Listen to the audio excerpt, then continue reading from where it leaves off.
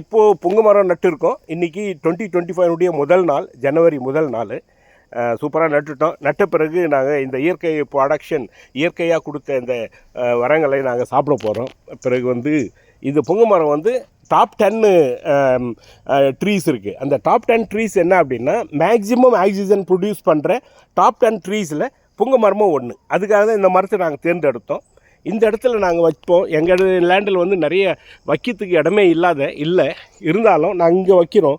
ஏன்னா இது பெருசாக வளரும். வளர்ந்த பிறகு அது மரத்தில் வந்து நிறைய குருவிகளும் பறவைகளும் வந்து உட்காரும். இதில் வந்து காயும் வருது, பூவும் வருது. பூ வரும்போது தேன் கூண்டு வரும்.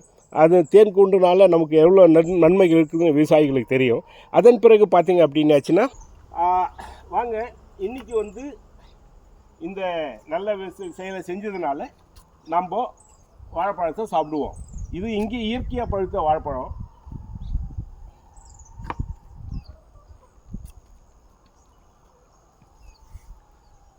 இன்னும் ஃபுல்லாக பழுக்கலை, இன்னும் கொஞ்ச நேரமாக ஆகும்.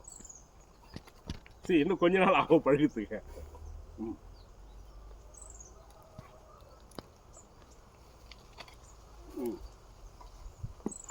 இதை கட் பண்ணிக்குவோம். பப்பளி பழம் அருமையாக இருக்குது.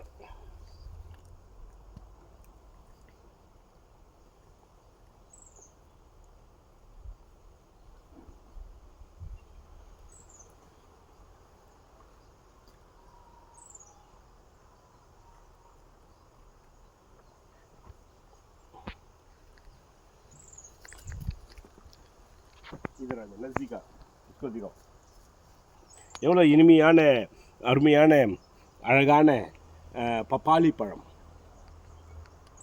வா, சூப்பர் சுகர் போல் இருக்கு.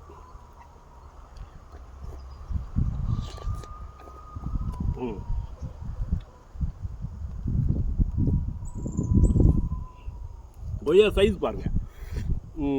இதில் வந்து ஏதோ குருவி சாப்பிட்டுருக்கு.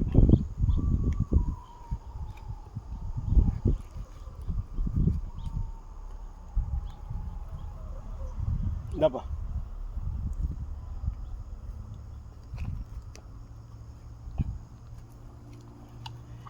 விதை குறைவாக தான் இருக்குது, ஆனால் ரொம்ப ஸ்ட்ராங்காக இருக்குது விதை. அதை கடிக்கும்போது கொஞ்சம் ஏமாந்தா பல்லு போயிடும், அந்த அளவுக்கு இருக்குது. இதெல்லாம் ஹைப்ரிடு தான், நாட்டுக்காய் இல்லை. இது வந்து கேமராமேனுக்கு வச்சுருக்கேன்.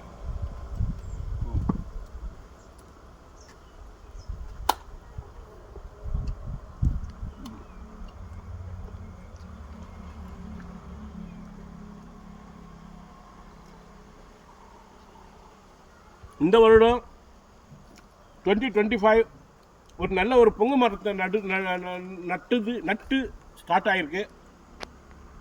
இந்த வருஷம் நான் 365 மரத்தை நடணும். ஏன்னா முதல் நாள் எப்படி போதோ அப்படி தான் முற்றிலும் போகும். ஸோ இந்த பூமி மாதாவை நம்ம காப்பாற்றணும். அதுக்கு மரம் நடுறது ரொம்ப முக்கியம், உங்கள் எல்லாருக்கும் தெரியும்.